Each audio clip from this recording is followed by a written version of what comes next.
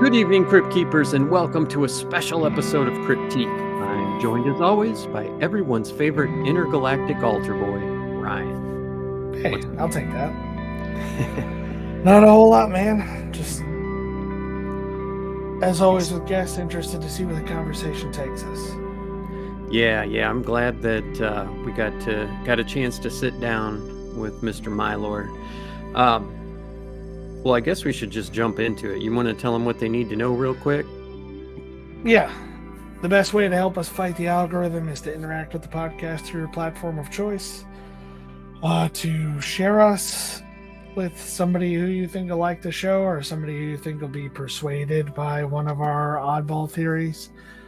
All those things are a good way to help us grow. You can also get in touch with us and tell us what you want to hear about or suggest new topics at cryptiquepodcast@gmail.com. You can check out what we're selling at cryptiquepodcaststore.com, and you can help us keep the servers on at buymeacoffee.com/cryptiquepi. All right, and that's enough of the business. Tonight, Cryptique is happy to welcome John Milor. John Milor is an author of several books of varying genres with outstanding reviews from Circus, U.S. Review of Books, Pacific Book Reviews, Reader's Favorite, Goodreads, and of course, the evil Amazon. He's also been a guest on numerous programs like the Art Bell Show, Coast to Coast AM, the X Zone Radio TV show, Midnight in the Desert, and tonight will hopefully be the first of many appearances on Cryptique. Milor's not a typical Christian. He's not afraid to thoroughly investigate topics that many Christians shy away from. His interest in paranormal phenomenon spans 3 decades as he pioneered the emerging field of Christian ufology. So Cryptique is proud to welcome John Milor to the show. John, how you doing tonight? Doing fantastic. Well, thanks so much for the opportunity. Absolutely. Thanks so much for joining us. I'm glad we could get this worked out because you've got a really important message that needs to be shared, and I'm happy that you chose to come on to share that message. Thank you. All right. So let's just jump right into it. Can you tell our listeners where they can find you to start off with? Because this is going to be an audio podcast as well. So if you guys are listening to the audio podcast, you'll probably want to jump onto his website and kind of follow along. So where can they find you? Okay. My name on here is my website, johnmilor.com. That's one of my webs. That's my author website. So all my books are there. I got 13 out so far.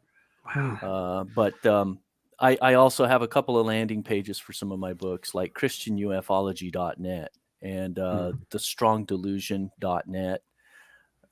So those are books in the genre that we're going to be talking about here. I don't just write paranormal. I write all kinds of things. But those 2 books it should be pretty easy to find. christianufology.net and thestrongdelusion.net. And I just wanted to let you know, we can jump around to anything. I mean, I specifically wanted to cover at least, some ufology and Christianity. But if you feel like you want to jump off onto something else, you have free reign to go wherever you'd like. So, okay, cool. All right. Well, can you tell us a little bit about your background and what turned you on to this? Okay, so since I was a toddler, I've always had this inclination that there was more to this reality than meets the eye, and I guess I get some of that from my sister, but I always used to ask all these questions. I would hound my mom with questions. We watched Star Trek, and I'd be like, "Is there really, is it really like that out there?" My mom would be like, "I don't know, maybe," and I couldn't imagine there not being. The cosmos is too vast. Sure. Yeah. And then I'd seen things when I was a kid too. Literally saw demons in my room when I was 5. That was terrifying. So do you think they were demons or possibly aliens? Those were demons. Okay. They were about maybe 2 feet to 3 feet long, semi-transparent. Looked like a stereotypical ghost, like a person wearing a sheet. Mhm. They were black and semi-transparent, and there was a swarm of them, like 30 or 40 of them in Oh my my room, God. flying Wow. all over the place, and they had these black pits for eyes and a frown for a mouth. So Wow. not the dainty sheet with holes cut in it, these things. And it doesn't sound scary, but they emitted fear. Oh, it sounds scary. And when I saw them, they paralyzed me. I couldn't move in the bed. Mhm. My eyes were open, but I couldn't move. And when they saw my eyes open, and then they started swarming into my face like this, and like getting up Wow. into my face, swarms of these things. How old did you And say you were? I was 5. I Oh my remember the God. house that I lived in there. Um, Whew. my brother's sleeping in the room on the other side of the room. I tried to call out to him to wake him up, but I couldn't. Um, all that would come out was a whisper. That's Mhm. so I was paralyzed, and I couldn't even scream for help. And so the most I could do was just close my eyes.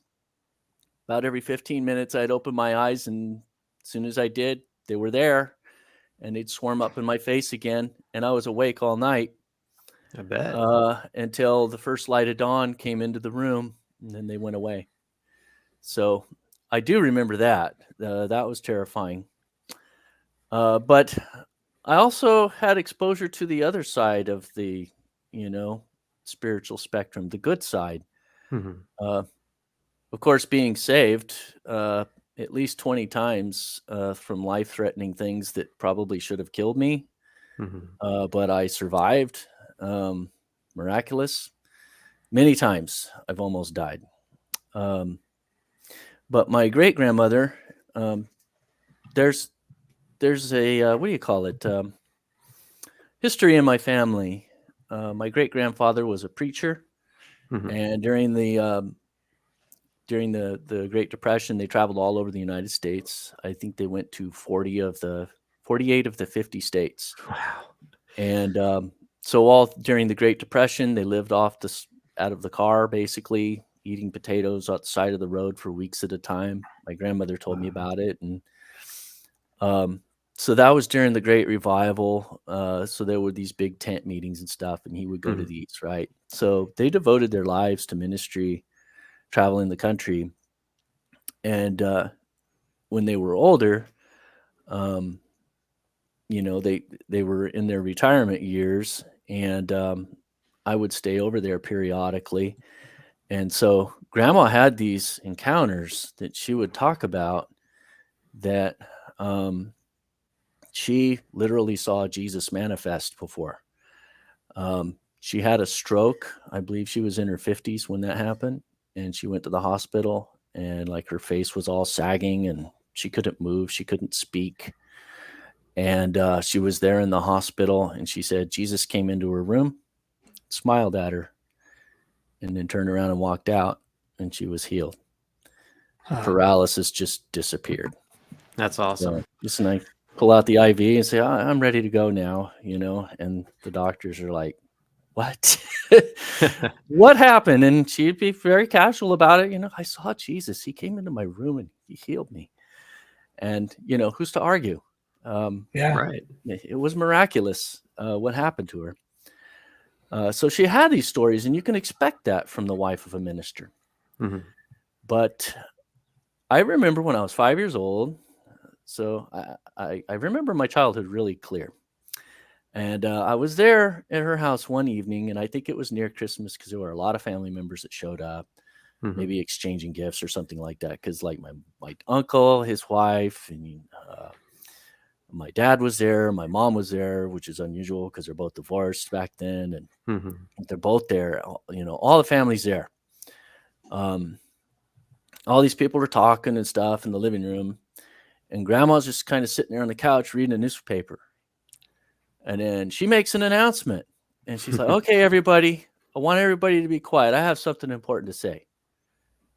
And then she starts reading this article in the newspaper back then. This is 1975, so this was right before the movie Close Encounters of the Third Kind came out. Mhm. And what she described sounded like that script from that movie.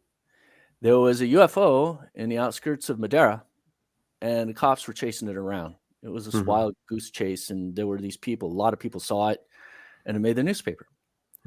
So she was reading this whole account, and then when she finished it, she dropped the newspaper and she said, "When I was a little girl, I saw a UFO." Wow. And everybody's just kind of quiet, and I'm kind of tripping. I'm like, what's going on, and then she told a story that she and her sister, during the turn of the century, could have been like 1910, 1911, something like that. They're out in the plains of Kentucky, and in her childhood, she hadn't even seen a car yet. So they lived out in the sticks. I mean, out in the middle of nowhere. Didn't know, never seen a motorized vehicle or anything. But she and her sister were walking home one day on the plains of Kentucky, and they seen this thing zip by right in front of them, maybe 30, 40 feet away, 30 feet above the ground. And it was a cigar-shaped looking UFO about the size of a vehicle, maybe a little bigger. She said it was the cylinder-looking thing. It was like made out of seamless aluminum. They'd never seen anything made out of aluminum like that. So it was just amazing, Yeah. They didn't even have a frame of reference for describing it. Like this shiny thing, like a jewel. That adds credibility, though, when they haven't seen anything like it, so they describe it. It's like it adds credibility for sure. Yeah. So they saw this, and she said it had a glass bubble on top, and they were so close. They saw the guy inside, turned his head, and he looked at him as he cruised by. Wow. It's like casual, and she and her sister were like blown away. Like, what was that? It went to these bluffs, and when it went over the bluffs, she said it shot up in the sky and disappeared at like lightning speed. And so they ran home, and they told their mom about it. And she told them, "Don't ever tell anybody that story ever again." And swore them to secrecy, just told them, "Don't ever tell anybody." And I guess maybe she thought that people wouldn't believe them, or, concerned about the family reputation. I don't know what it was, but so they did. They listened to her. They kept it to themselves. That was their story. And then her sister died a couple years later. So she said her sister died when she was a teenager, and that was the first time I even heard that. I didn't know she had a sister. Yeah. So she basically kept that to herself for, I don't know, 65 years or something. And when she read that article, all that came back, and she's like, "Okay, enough's enough. I got to get this off my chest." And so she told everybody, and then nobody really asked any questions. I mean, I just wish I could go back in time and ask more questions, like, was it a human? I even asked that, was he bald? Did it look like a regular humanoid person? What were his eyes like, So I missed that opportunity, but I do remember that story. And at 5 years old, it was formative, because I'm like, okay, Star Trek there's more to meets the eye there, And so years later, when I was in the Army, that story, and then like many other things that happened to me throughout my life, I got really into paranormal stuff. It started with research. My mom just saw how interested I was, especially after that. I'm asking her about stuff, and I was bugging her all the time about this stuff, right? So she bought this encyclopedia set from Reader's Digest about mysteries of the unexplained. This whole encyclopedia set, right? And one would come every month. I read those things, man. I basically absorbed them because they're just fascinating stories, retro recognition, psychokinetic powers, Uri Geller's in there, all this stuff, right? And so by the time I was like 15, 16, I was like Fox Mulder. I could just quote stuff, I see something unusual, I'll give you 5 things that it might be, and I had this tendency to collect ghost stories. I'd make a new friend or whatever, and I'd try to gauge it, not very accurately half the time, and try to pry an unusual story out of somebody, and so when I was in the Army, that totally backfired on me. We went on a land navigation. This was the first week there at Fort Ord, which is shut down now.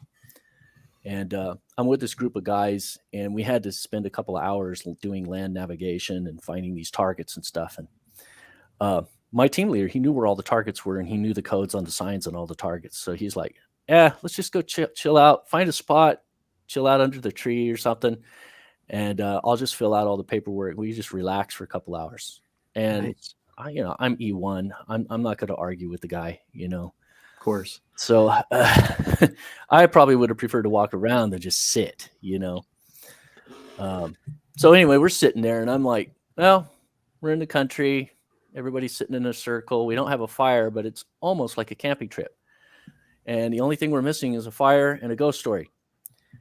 So I popped off with this question out of the blue. I said, "Corporal Stanger, you ever seen a ghost?" Guy about jumped out of his skin, thought I saw one or something. Everybody started laughing and everything, They're like, what kind of question is that? I'm like, well, is this like a camping trip, And they were laughing so hard that they put this label on me, and I never got out from under it. We were a cohort unit, and they labeled me as a weirdo, and nicknames associated with being just a weirdo for the next 3 years, and it was terrible. It's a badge of honor now. Yeah. So it's funny because in the second year in the Army, they had a Panamanian conflict in 1990, and I was deployed to that, to Operation Nimrod Dancer and Just Cause. And they had us moving around the country, different places, and we ended up at Fort Sherman, which is like sort of in the middle of the jungle. Just totally thick, deep jungle all around this base. And they even had their own zoo with all these pythons and quadamundis, and they had panthers, and they're like, they used the zoo as a training ground for the troops, because we had to do land navigation there, which was a joke. You can't do land navigation in Panama. You just can't. There's places you just can't walk. We tried to do a little bit of it, and there were sections of the jungle where, like, you're looking at, quarter acre of thick ants, like an inch thick, a carpet of ants, and the ground is moving. You're not walking on that. No, thanks. You're just not going to walk there. Thick vines everywhere. You step in anything, you might get bit by a snake. They did have people chased by bushmaster snakes, which are deadly. So yeah, this jungle's deadly, right? But they had us going out there, and we had to do guard duty out in the jungle, and this incredibly unhospitable place. And I'm getting eaten alive by bugs, and plants stinging you, and the bugs biting you. This place just sucked. And it's raining too, all the time. So it's about midnight, and they had this stuff called sheet lightning, and it's like where there's just sort of a haze in the sky. It's not really clouds, but kind of cloud, and lightning would kind of go in these sheets across the sky, and it would just kind of flicker, almost like a luminescent light bulb trying to turn on or something. So they call it sheet lightning, and that was going on. So I wasn't really paying attention, but then I did notice there was it was getting brighter and off in the distance ahead of me. And this was a light source that was down in the jungle. And I'm like, what is that? It's getting near the end of my shift, but I'm getting kind of curious now. And I finally saw it, and it was this thing that would flash, just, and it was the size of a soccer ball, pure ball of energy, like whitish, bluish electricity, pure ball of light, and it looked as bright as a camera flash. This thing was about maybe 300-400 yards out, down under the trees, and it was moving in our direction. And it would flash about every 30 seconds or so, and then go off. And it was getting closer. It was coming straight for us. And I'm curious. I'm like, what the hell is that? I mean, that's a ball of light. And I'm going through my list, it's not ball lightning. I don't think it's ball lightning. Ball lightning doesn't flash on and off. Ball lightning zips around until it hits something and diffuses. Mm-hmm. And it's generally not the size of a soccer ball. And it's not swamp gas. This thing was brilliant, extremely bright. It wasn't this hazy, greenish, glowy, whatever. Sure. This was a ball of light, very defined and a lot of power. And so I exhausted my checklist, and I'm like, well, I did find something else later on that it probably is, but or something from lore that I think it might have been. Anyway, this thing came right up to us, to our position, and it was about 30 feet away. And when it reached us, it stopped, and it kept flashing in the same spot, like it was checking us out. Sure. And right before it got to us, I go and I wake up Corporal Stinger, the same guy that had been tearing me up for for the past year and a half, making my life miserable, making fun of me. Go do some push-ups, elevate your feet on that wall, So I'd be doing ridiculous stuff all the time just to appease him. And here he is, the guy that antagonizes me for believing in things that I can't prove.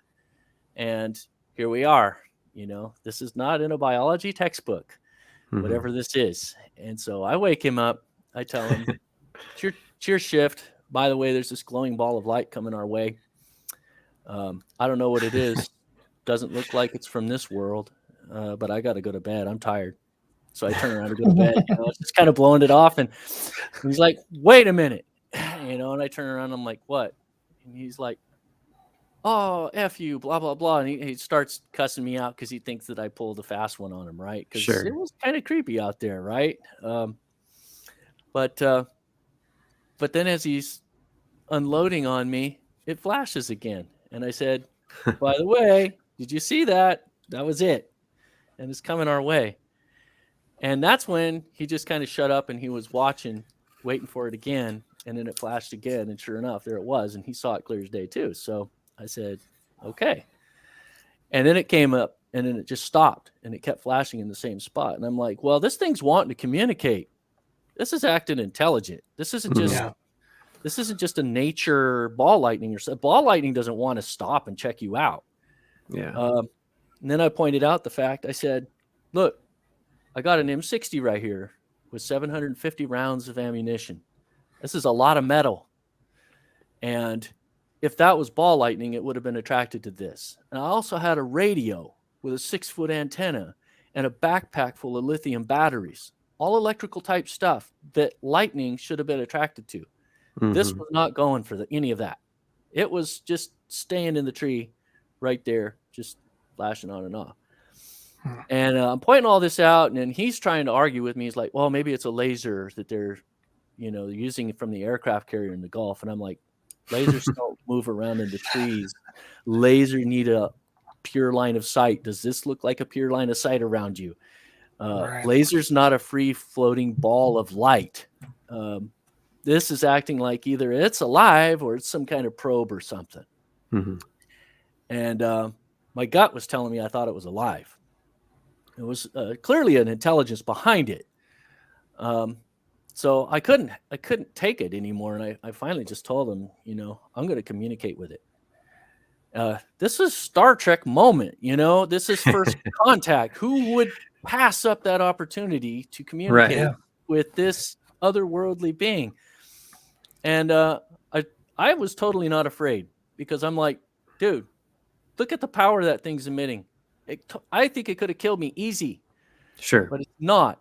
Even though I'm wearing an M60, loaded to the hilt, but it's holding fast. And I think it's observing us and seeing what we're going to do.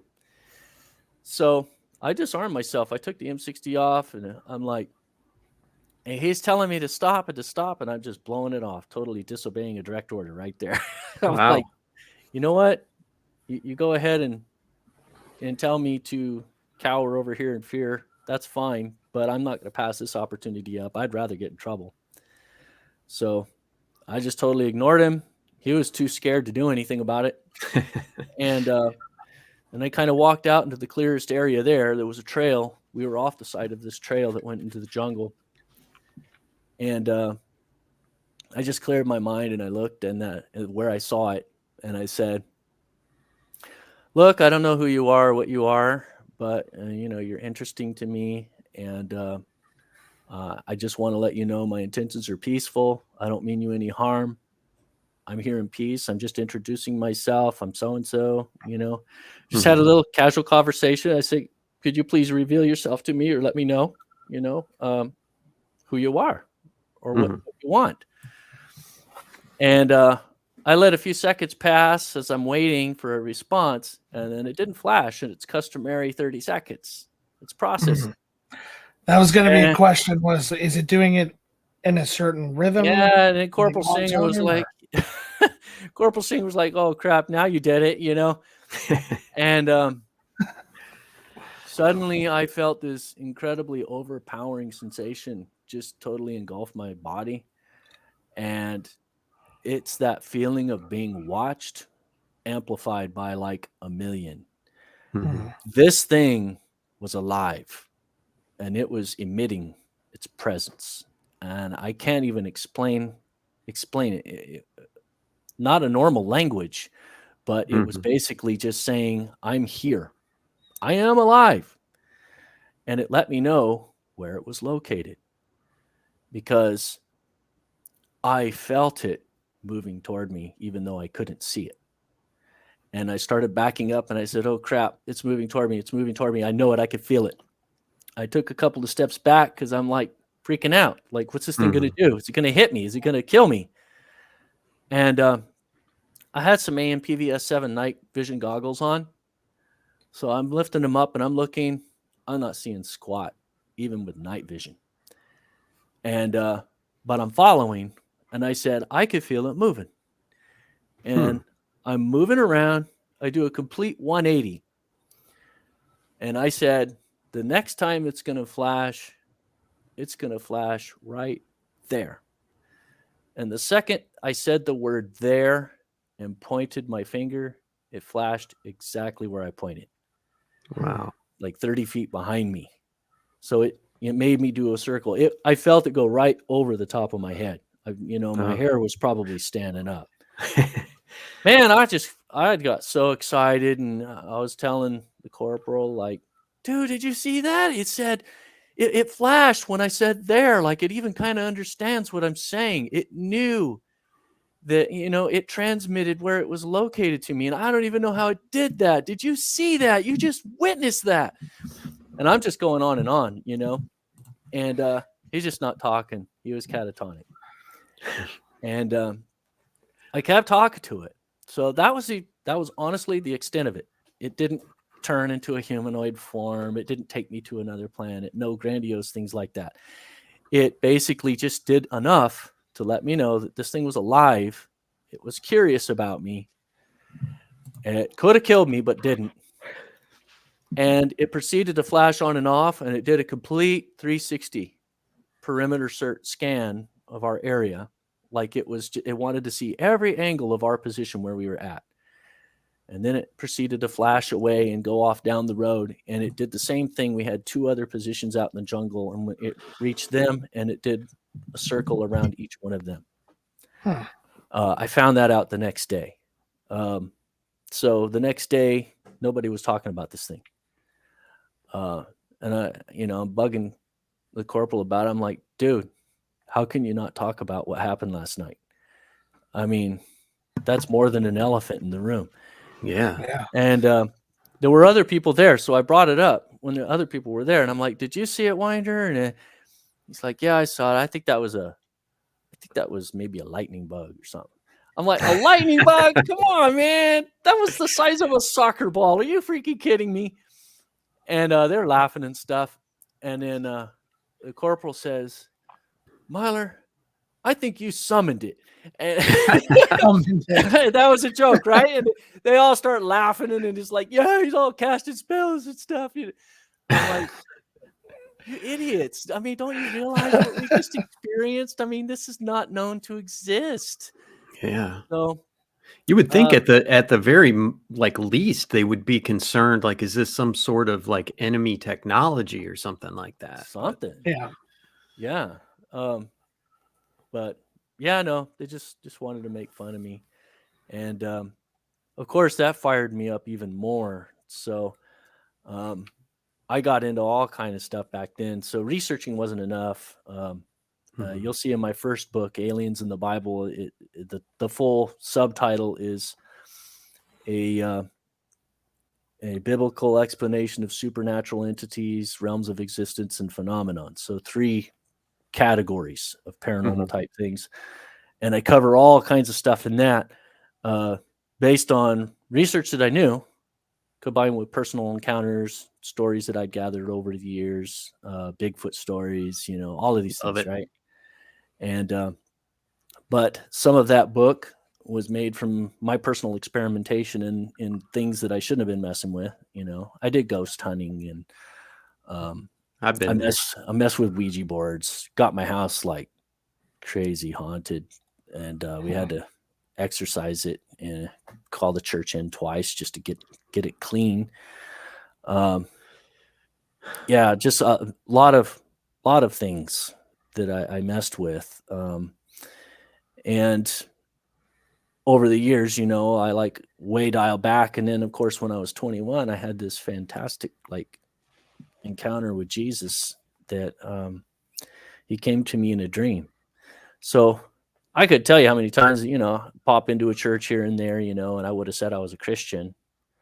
But I didn't even know what the Trinity was, really basic fundamental things.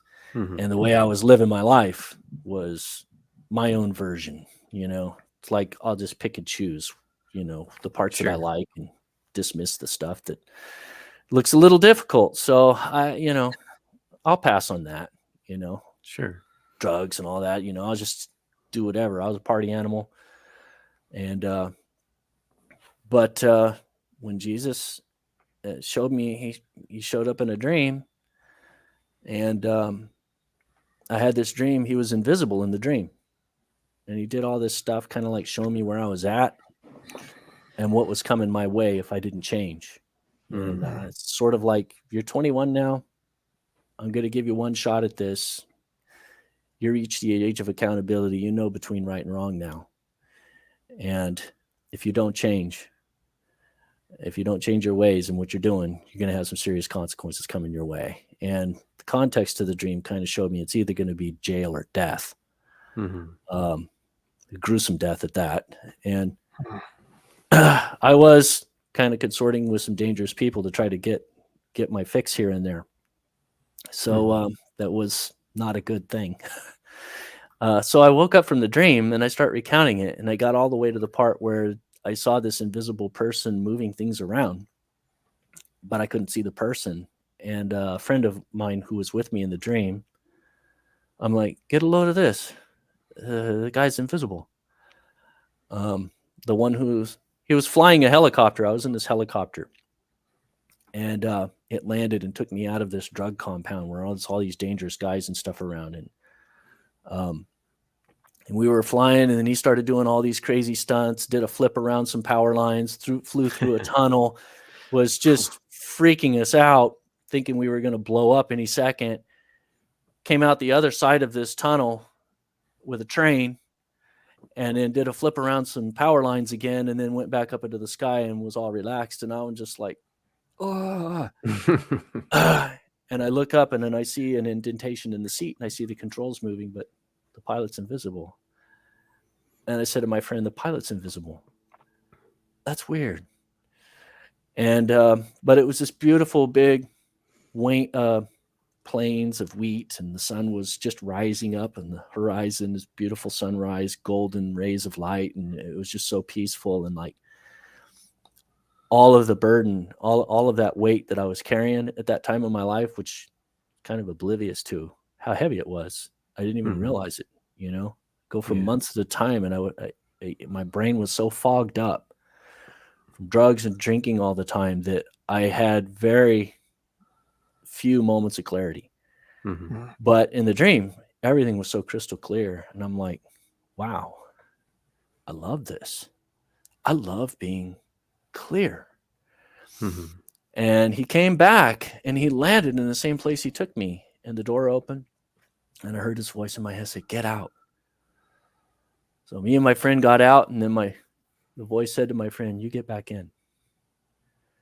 So he got back in, door shut, flew away. And then I looked around, and this cartel compound I was in, all these people were dead. I mean, there was a firefight right after he took us out of there, and all these dead bodies everywhere, guts, blood, everything. And I'm like, whoa. Wow. And the gate to the compound was open. So I just sort of trepidatiously walked toward it and walked out and left. And then I woke up feeling lighter than air, like, wow. And so I just started thinking about the dream when I woke up. I didn't recall the whole thing right away. But then I Sure. started going, it finally came back to me like, oh yeah, there was a helicopter ride. And I got to the part where the pilot was invisible. I'm like, oh yeah, that was weird. Who was that pilot? And when I voiced that question, I got an answer. Jesus in my ear, audible.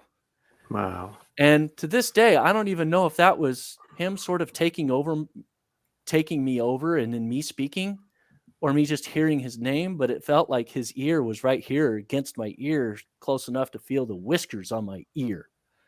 And when he said his name, it shot through me like more than just saying a person's name. Everything with his name came with it. The recognition of his authority, of who he really is, which I didn't understand before. I didn't see Jesus as God. I didn't know Colossians like 1:20. There's so many scriptures. John chapter 1. In the beginning was the Word was with God. The Word was God, and the Word became flesh. I mean, there's all these scriptures that talk about how Jesus is the creator. I didn't know that. But here the creator of all things was in my room, and he answered my question. And I have a feeling my great-grandparents died, and my great-grandmother died just the year before. And I feel like that they kept interceding for me, in my lost state. They probably had an inkling of the condition I was in. Sure. And kept interceding for me. And finally broke through to me, and Jesus decided to come and visit me. That's awesome. And I quit everything that day. I mean, I just quit. Didn't drink anything anymore. Just dropped all the drugs and didn't even feel the slightest hint of addiction. Wow. So I was totally relieved of all of that. It was more like, look, this is a gift. I'm going to give this one to you. It's a freebie. If you don't pick it up again, you take advantage of this opportunity while you got it, then you won't even have the desire for it. And I actually kind of got addicted to clarity at that point. And I was like, wow. I mean, I was in college at that time going through all these courses and stuff. And I'm like, how in the world was I passing? So how much better am I going to be now? And how much smarter would I be if I didn't kill so many brain cells? But so that totally changed everything. And I still had all this paranormal stuff. So I'm like, do I throw all of that out? I'm like throwing stuff out left and right. And people are all telling me, oh, that's a cult. So some things I threw out. Sure. But there were a lot of books and stuff. I threw some out. Others I'm kind of like, I don't know. It's information. I mean, Daniel, he apparently probably knew a lot of stuff about the Chaldean stuff. Moses being trained by taught by the Egyptians, probably knew a lot of occult type stuff from them too. Sure. Did it corrupt him, or did God redeem everything that he learned? Throw out the bad. Maybe they were right on a few odds and ends, apparently Egypt created arcs, for example. So maybe some of that was sort of right, but a twisted version of it, and it was inaccurate. God gave him the real version. So anyway, I'm like, what do I do? God came to me and showed me who he was. So, okay, let's make a checklist. People who believe in Jesus, they probably go to church. I got to start going to church every Sunday. Where? I don't know. I got to go to church. I got to read the Bible. I got to start praying. Baptize. I'm making this checklist, and so I'm like, I got a Bible around here somewhere. Most everybody does somewhere. And I hunt around and I find one. I start reading it. And, just a couple chapters in, Genesis chapter 6, I'm reading about these giants. The sons of God intermarried with the daughters of men and begat giants. And instantly, my education was, academic on the one hand, and I'm looking at science and all of that stuff. And I always had that kind of way of thinking scientifically and rationally and analyzing things. And that's sort of what the paranormal does, that kind of research, meticulous. But at the same time, I was like, just had this encounter with the Lord. So I knew he was real. So I'm ready to ditch everything and just accept what God says in the Bible. But I'm reading paranormal things in the Bible. And I'm like, wait, I'd never looked at it this way before. Sure. These giants, 6 fingers, 6 toes, genetic anomalies. They were literally physically larger, way larger than a normal human being. So they're genetic freaks of nature. They were a hybrid species. They were not the sons of Cain marrying, the sons of Seth, producing genetic anomalies. Why would that happen? Right. And it literally says the sons of God, and it says later on in Job, sons of God, the B'nai Elohim in Hebrew. You could look it up, Greek's Enhanced Lexicon, same word. Satan was among them. These were the watchers. And so I'm like reading this stuff in the Bible, and without realizing it, I'm writing all these notes on the side and starting to compile all these notes about all this paranormal stuff I'm seeing. And I'm like, this is not how a normal Christian sees the Bible, So, but, and that's why I started doing it. Cause I'm like, I probably would have been a lot more interested in the Bible, in the word. And, if I'd have seen something like that, I'd been like, Sure. Okay, tell me more. I knew about the Antichrist, for example. It's this creepy, thing. And in prophecy, this is kind of like spiritual craziness going on. So those things are kind of like, I'm curious to know it, terrified at the same time, but curious to know. Plus my stepdad used to torment me about the mark of the beast and all of that stuff. He used to tell me that, when I was a teenager, he'd be like, yeah, man, when that mark comes, they're going to put that on your hand. You're going to go into the store to buy something. And before you know it, laser's going to burn that in the back of your hand and you won't even know it. And I'm like, I'm all scared. I'm like, no, I'm not going to take that stupid mark of the beast. Hell no. And he'd be like, you can't. And I'm like, well, if they burn it in my hand, then I'll cut it off of my hand. He's like, you won't be able to. It'll be infused into your DNA. It'll just grow back.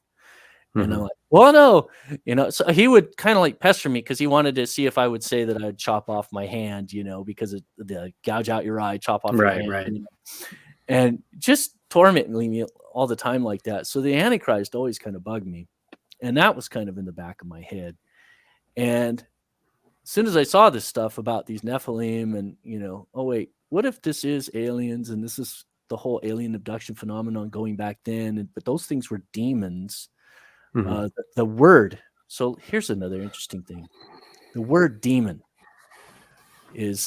means shades and spirits. Demon is the Greek word. The same Hebrew word translates as giant. Raphaim is both giant and shades and spirits. That tells you what demons are. Demons are the ghosts of the Nephilim.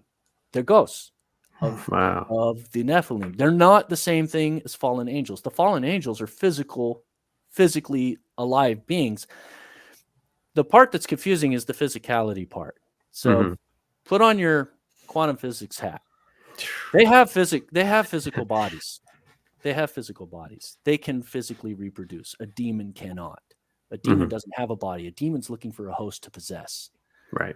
a fallen angel is capable of possessing somebody because, like Satan can, if, because he can move, he could vary the frequency of his flesh and like walk through walls and pop in and out of this dimension and go to a higher dimension, and who knows, maybe parallel universes and stuff, just by altering the resonant frequency of his molecular structure or whatever. But they have bodies. They don't need a host. They would only possess somebody just to manipulate or control somebody, but they're not bound to that. They're not seeking for a host just to have an influence in this world. A demon is. So that's why Jesus, mixed in with all of his healing, was going around casting demons out left and right. And over here in the Western world, we got way far away from that. And there's a stigma behind that. But honestly, I think we got a serious problem with demonic possession or influence. People that are being manipulated, their brain is getting scrambled, and they're doing all kinds of things, and they're getting all confused and stuff. And that's why we got a huge sin issue in this country. There's a lot of demonic manipulation and probably outright possession in some cases. But anyway, there's these demons, right? And I'm reading about them, and I'm like, okay, that's the origin of the demons. And these angels mated not with just humans, but when you look in Greek mythology and all these other mythologies, the angels were shapeshifters. They could take the shape of an animal and then mate with the animal. And the genetic stuff that would come out of that, they like could do things with their genetics and make these creatures that were like hybrid, all kinds of hybrid creatures. So you see all these depictions of demons. Why do you think a lot of them have horns? A lot of them are these weird animal hybrid mixes, a bull head and a human body. That's Baal, a human body on a bull head on a human body. He probably really existed. Set, dog head, human body. Others, eagle head, lion body, So those are like third and fourth generation Nephilim, where they were mating with, crossing other species and stuff, and doing all kind of crazy things with genetics. And who knows, some of it could be laboratory chimera type stuff, but other things could be just them doing what they did, because they were pretty twisted. Bestiality, no big deal for them. They would have been the ones to do that. And it talks about that in the book of Jasher, talks about that in the book of Enoch, about how you also had all these animals.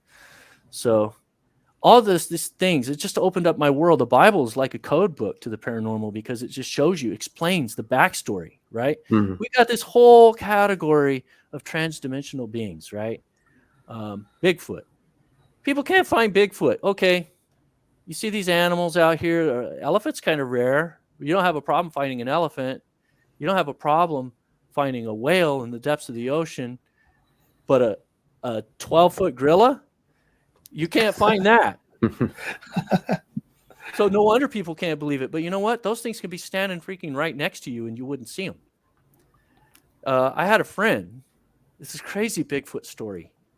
That this Bigfoot was tormenting my friend and his 3 buddies that were dropped off by their dad on a camping trip. And they went hunting, right? They shot a buck. The Bigfoot stole their buck.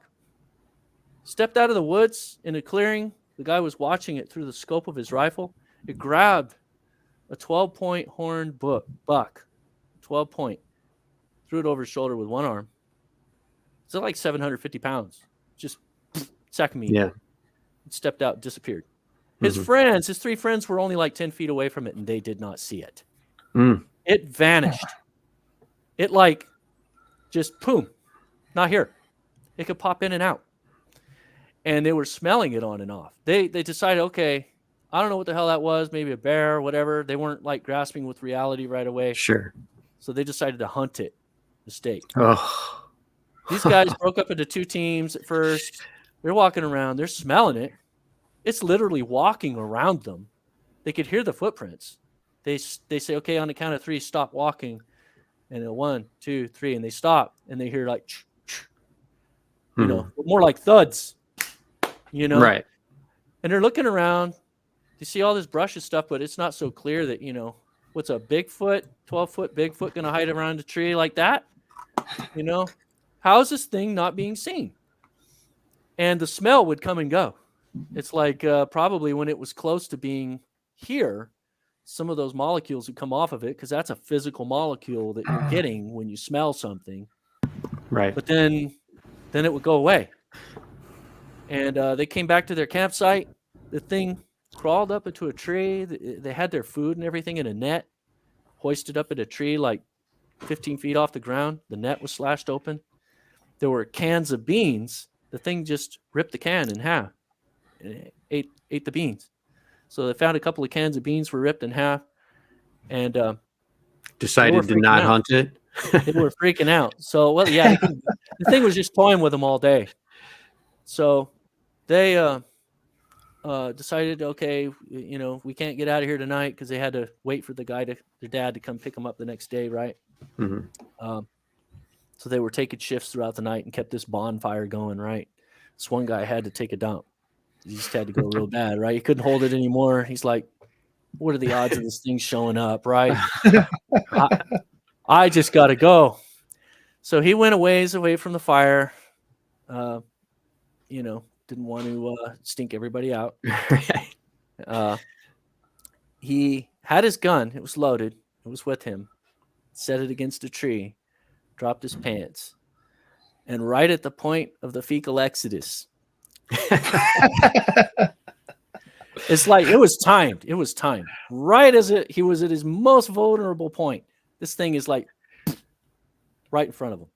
It came out of nowhere. He's like, how did this thing walk up this close and me not hear it? But it just stepped right in front of him, and it was staring down at him, and he was like, probably scared the shit out of him. Probably helped him do what he was doing. And it reached down, grabbed his rifle, snapped it in half like a twig, slammed both pieces of it down on the ground like it was pissed off. Like, you hunting me in my backyard? Right. I could snap you like a twig. Just standing there, snapped his rifle in half. So basically it's saying it knew what the hell that rifle was. Right. And it totally destroyed it. And it waited. It was intelligent enough to hang out and wait until the most vulnerable moment to make his point known. And then he walked away. This guy, man, he was losing it. I mean, I bet. Probably crapped all over himself. And made it back to the camp. Got everybody awake. They were all freaking out. And for the rest of the night, nothing else happened. So the thing basically was declaring its territory, and they never went hunting there again. Yeah. But that shows you how smart these things are. And it also lends credibility to a growing movement of people that think that the Bigfoot is possibly got a ET connection. And that maybe they're not, maybe they're part of a trans-dimensional class of beings. Like La Duenda is another one. My wife's from El Salvador. They got all kinds of things there. She got a whole collection of stories. Her family, her mom saw this thing called the chicken foot lady. It's this beautiful woman, but has legs that kind of change into a chicken, and it's got these big chicken feet. And she has power. She can just look at a guy and they go into a trance. And her uncle was slashed on the cheek by this thing. Yeah. It was standing next to their back door, and he was going into the house, and he saw it, and then it's like a vampire trance, right? It's like, and he started walking toward her, and then the last second he snapped out of it, and she slashed out at him and cut his cheek, and then he ran into the house. So, there's things like that all over the world. Thailand, holy cow. Everybody I've ever known from Thailand, they have their stories. I know this lady that said that her brother was almost killed by this big black blob in the jungle. And this thing was so powerful that when it got near people, it would just fall over dead. And they had a name for it. Another friend of mine from Thailand told me about these creatures that had the torso of a human, but the arms were extra long. The hands were extra long, and they had these really big claws and the head of a horse. And the bottom half of it, like around the knees, went transparent, and they would just kind of like float around the jungle. And if you saw one and you just stayed quiet, they usually just go by. But if you made a lot of noise, something about making noise pisses them off, and they'll come and kill you. And they become physical, and they will attack you and kill you. And he said his brother was attacked by one of these things, and it shredded his jacket, and he barely got away from it. So, you know, there's these things all over the place, right? And there's all this stuff about them. It all goes back to the Nephilim, all of them. So you think that these entities that we're being seen are demonic or alien mix, or? Well, see, the word alien, I put definitions on these, right? Okay. By definition, all angels are aliens, but not all aliens are angels. Okay.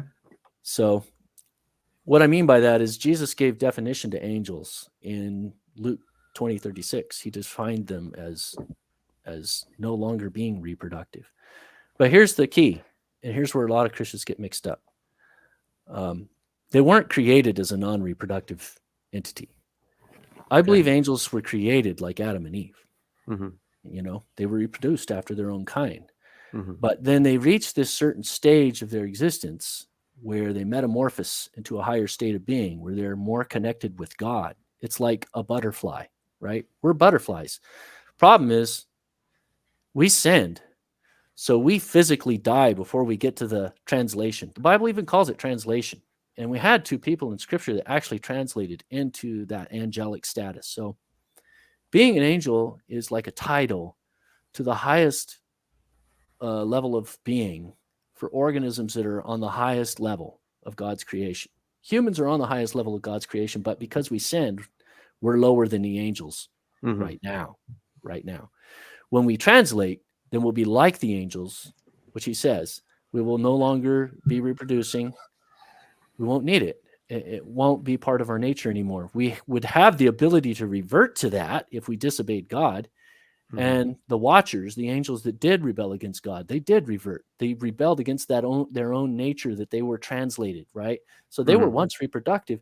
That was the first thing that I thought, like, why would an angel want to have sex with a person if they weren't even male and female? Because the common misconception is, oh, all angels are male. Well, that's weird. Biologically, that's weird. It doesn't make any sense. You know, who's going to create a half a species? Come on. Nothing we have on this planet is like that. So I think that's wrong, right? And I did research on that.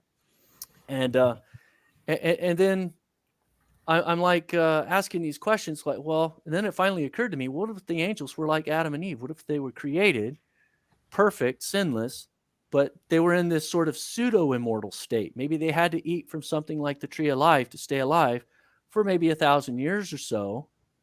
And then they would have translated to this higher nature. Then they don't even need to eat anymore. Scripture even says we're not going to need our stomach in the future. We'll be able to eat. We'll be able to do a lot of things. Fly, walk through walls, who knows what. But eating will be optional. Won't need to. So that's the cool thing about it. And so I'm just kind of like reading Scripture, and I'm putting all these things together, you know, about, you know, what's an angel, what's a demon. Fallen angel is not the same thing as a demon. Then there's other terms in the Bible, the host of heaven. That's not necessarily angels. It just means lots of life out there. Creatures, stars, other terms that are used synonymous with angels. The stars of God worshipped, you know, the Job 38 talks about how the morning stars shouted for glory, you know, giving praise to God. And this was before the foundation of the world, right? So he's talking about angels. But stars is directly associated with angels over and over and over again in Scripture. And it's obvious. It's on the nose. They're associated with angels because that's where angels come from. Other scriptures that talk about heaven, for example, another misconception. People think of heaven as being outside of time-space. Nope. Nowhere does it say that in the Bible. Heaven has time, and heaven is in the universe. We live in a multiverse. Think quantum physics. Think frequencies. Angels, they have their bodies are kind of matter. It's glorified matter. It's a different kind of flesh. The actual word for strange flesh it's referred to is other flesh, like another kind of flesh. They've even done experiments. This one guy, he died on a scale just to prove that something would leave his body when he died. And sure enough, like a fraction of an ounce, his body instantly became lighter. Some physical matter left his body. Now, what kind of physical matter is that? I would say it's glorified matter, the essence of your spirit. It is a kind of matter, and it's integrated with your body. So that's how, we think of energy, how does a poltergeist move things or whatever? That's matter. They are composed of a kind of matter. So the whole idea that people think that, heaven isn't in this universe, and they totally have another way of thinking about it that's like fantasy versus sci-fi. And I'm like, no, it's both. Put them both together. The Jedi, for example, just because they have powers doesn't mean they needed technology, right? They used technology. They used them both. They put them both together. The angels do too. Why does an angel need a chariot? People don't ask these questions. They just assume, oh, angels all powerful. No, Bible doesn't say that. God's all powerful. Angels have limits, but God delegates to angels. So you have angels doing all of these things, probably using some powers, especially the more powerful ones. Sure. And then you have some that are, they need technology. The tree of life, for example, after Adam and Eve were cast out of it, there was this sword that went back and forth, keeping them from the tree. You think that was an angel? No, that was a force field. And they couldn't go to that tree because there was some kind of technology there preventing them. Now, you're thinking Lord of the Rings, oh no, it was a flaming sword flying back and forth. Well, I think it was probably technology. These chariots that the angels are driving around that incidentally are saucer shaped, that pull people up off the ground into them, and then fly away to heaven.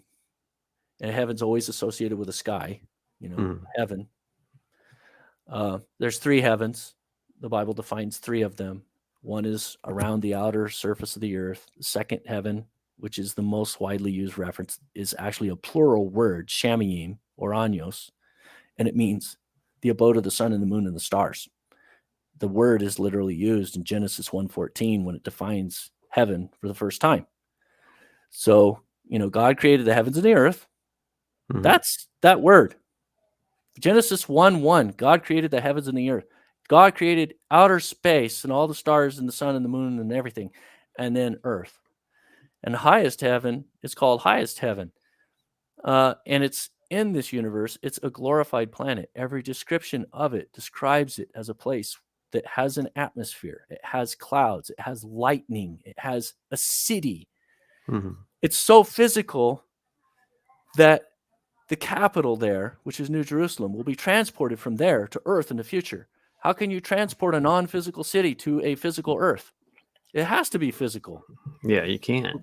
Yeah, but this earth in the future is going to be glorified. So the atomic frequency or whatever is going to be changed on this planet, and it will become a glorified planet, and everything on it will be more glorified to a higher state of glory. And then that's when that city will be transported here so that they will both be married up together in the same physical earth in a higher dimension. All the planets, they're all multidimensional constructs. They're like onions, lithospheres. Earth is layers of existence. Right. Hell is literally in the heart of the earth, right? Scripture says that it's a smaller planet in a lower dimension. And we're in Middle Earth, literally. I think J.R. Tolkien kind of had an idea on that. And first heaven is the abode of the sky, the higher realm. If you were to translate yourself like an angel can do and go up a couple miles, then you would find yourself on another planet, a larger Earth that's glorified. And it would be a civilization just like this one with governmental authorities and stuff.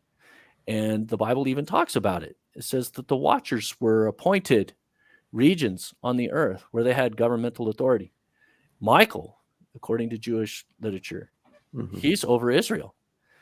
In Daniel, the book of Daniel, when Daniel's praying to God for revelation, Gabriel comes to earth from heaven. So you can picture him traveling from capital of heaven, this planet in the northern hemisphere. The Bible even describes heaven, the highest heaven in the northern hemisphere of the universe. There's scripture for that.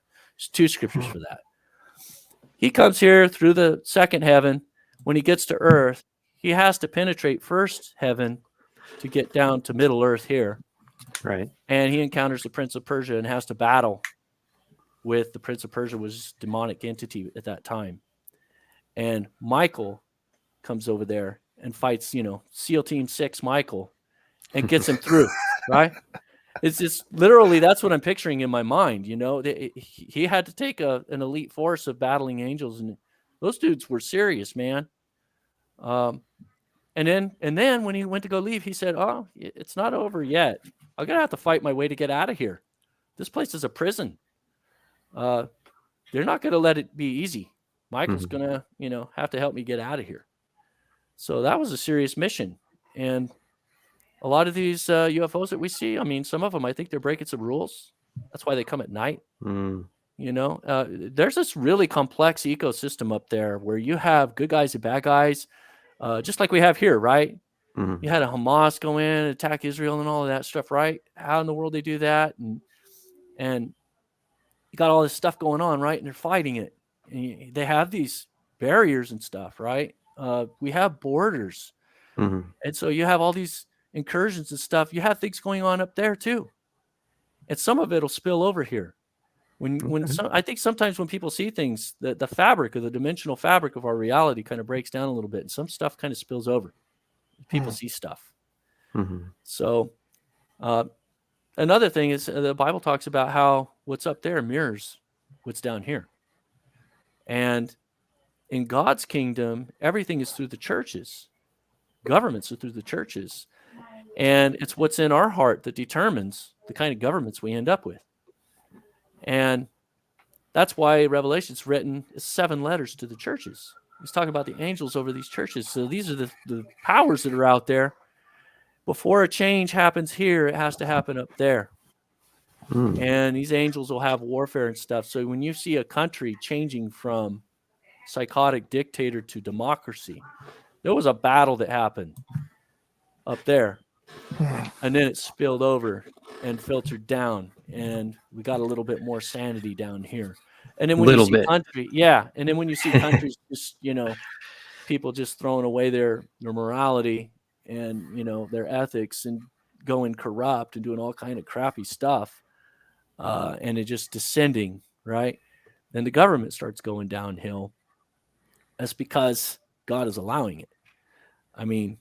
You could have things like people cheating in elections and stuff, and they'll get away with it because the people, the way they're acting, the way they're behaving, the things that they're doing, it warrants it. It's like a judgment. Sure. And you see that all over in the Old Testament stuff. But I'm adding this additional layer to that way of thinking by saying, you know what, it's realer than you think. I could I feel like I could see it. I could just literally look up and see these things up there, and civilizations and actually travel to that place. And because I know it's that real to me. When I look out in space, I know that I'm looking at Shamu. That there's actual worlds out there with life on them and stuff, that's heaven. That's literally heaven. It's not in another dimension, not all of it. Part of it we could literally see with our eyes. So that's what's kind of cool about it, because it's a lot more realer than you think. It's a lot more concrete than most people realize. It's not so separate that, it's outside of our reality, outside of time, space altogether. It's not. It's here. Anyway. And this is just a side note, have you ever considered being like a youth minister or anything like that? Because my wife's a teacher, and we talk about history stuff all the time, and I'm like, why don't you guys teach this? This would get kids interested. People would pay attention. It is. There needs to be, like you said, that jolt that goes through people, like you had, and maybe you can provide that for people, because, I mean, I can't remember like a PSR class or a Sunday school class where I was like, that's great. Yeah, that's amazing. It was just the same stuff repeated over and over and over. But I think with, your point of view, you could really attract a lot of people and build something up. Have you considered doing anything like that? I don't know if I could find a big enough church that would be edgy enough to let me do it. Sure. That's fair. Yeah, I could create like YouTube things, and I have kind of started on it, but that stuff is it takes a lot of time doing those YouTube videos and stuff, man. It does. I got the Camtasia software, and I have like maybe 4 or 5 different videos that are in edit mode. So I've only put like a couple of stories out there. I think I put the Ball of Light story and other stuff, but that's why the interviews like this are really good, and I put them on my website, and then so there's at least content there. Sure. That if you had a youth pastor who was edgy enough, he could at least go there and then play like those things, Yeah. So this video would be there. That would be cool. That would be awesome. Yeah. I mean, I just think that,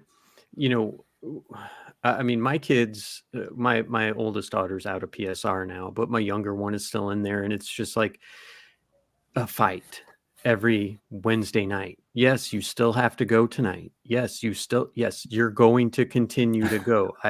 I understand that it's not something you love to do, but that's a shame. It's a shame that people aren't excited about that, and you kind of bring that. So, well, another strike kind of against me is that some of the stuff I talk about, it's kind of creepy and scary. The Antichrist. I mean, the whole book is the strong delusion, right? It's 2 Thessalonians chapter 2, talking about the Antichrist, and I was kind of getting to that earlier on. Like, as soon as I started putting this alien connection together, it occurred to me, like, well, I always did kind of wonder how the Antichrist was going to deceive so many people. This is certainly up that alley. Yeah. Think about a Messiah character who is sort of new agey. So he shows up descending from an alien spacecraft saying he's Jesus. And then you find out that even the Quran talks about Jesus returning in the future, descending from the sky between the wings of 2 angels.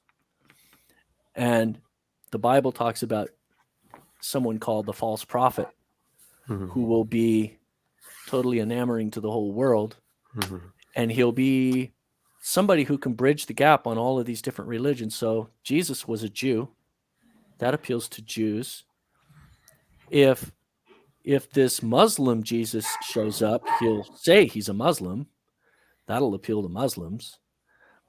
And then he will be Jesus, saying that he's Jesus, but that he didn't really rise from the dead. He just didn't die. And he'll go with what the Quran says about that, and that he's not really God, like they think he is. So, which John defined that as the doctrine of the Antichrist, actually. Anyone who says that Jesus did not come in the flesh and, denies who he is the doctrine of the Antichrist, right? Islam defines the Trinity as blasphemy, and that's core to Christianity. So this whole religion is totally counter to Christianity. It defines Christianity as satanic, as demonic, and Christianity likewise, and Islam actually defined, these characters, the Antichrist and the false prophet, they're in the Quran. But guess what? You have these good guys and bad guys in both books, right? They talk about the 2 witnesses. They talk about the Antichrist. They talk about the false prophet. And all these bad guys in the Bible are good guys in the Quran, and vice versa. So they swap the antagonists, and it's the same playbook. You could actually literally read it. They see one of the 4 horsemen of the apocalypse. One of those guys is on a white horse. They think he's their savior. The guy who goes forth to conquering and to conquer. It's like, no, he's a bad guy. You didn't get the memo on that? There's 2 white horsemen. There's 2 white horses in Revelation. One is the Lord of Lords, King of Kings. The other is not, patently not. He's one of the 4 horsemen of the apocalypse. Yeah. And they got it wrong. And you got this clown over in Turkey, Erdogan, even trying to get on his horse, trying to, be this Mahdi character, right? And it's a total fiasco. They had this video on YouTube. The horse went nuts and threw him off. And it's pretty funny. Love it. But yeah, that guy, he kind of fancies himself as somebody who he thinks can reform the caliphate. But honestly, that's what that book talks about. And it's kind of some scary stuff, because there's things in there that are like, well, we got some kind of dark times ahead, right? A lot of beheadings, a lot of killing, a lot of death and destruction, the wrath of God. But the flip side is there's miracles. Jesus talked about the greater works. You read about these apostles, like Peter walking down the street, his shadow would go over somebody and heal him. Those miracles didn't end with the apostles. There's Fox's Book of Martyrs. If you get a book, DC Talk, it's this really thick book, and it goes through this huge thing of church history, all these miracles, just insane stuff. There was this one monk that when he would pray, there were instances where he literally floated up off the ground and levitated and flew through the entire town, and all these people see this dude praying, flying by, and he'd fly into the church and up to the altar. Awesome. St. Francis, he preached to the birds, and these people were like, those birds are listening to him. Check him out. Wild bird coming up, land on his shoulder, and he'd go out and he'd preach these sermons, and all these birds would show up, and they would be listening to him, and he would tell them, these birds have accepted Jesus. I'm like tripping on it. I'm like, that's awesome. The animal kingdom knows, they know. Yeah. So, and I'm reading all these stories, and I'm like, that's the kind of stuff we're going to be seeing too. Just this insane stuff, Elijah, when he was on the run from Jezebel wanting to kill him, and he had to go off in the forest, off the grid, right? And God said, that's okay, I'll take care of you. I'll send some birds to feed you. As these birds show up, they're feeding him, giving him all this food. And it's like, wow, that's cool, that's man. Awesome. Yeah. And, and then he goes to this widow and her kid, Elijah did.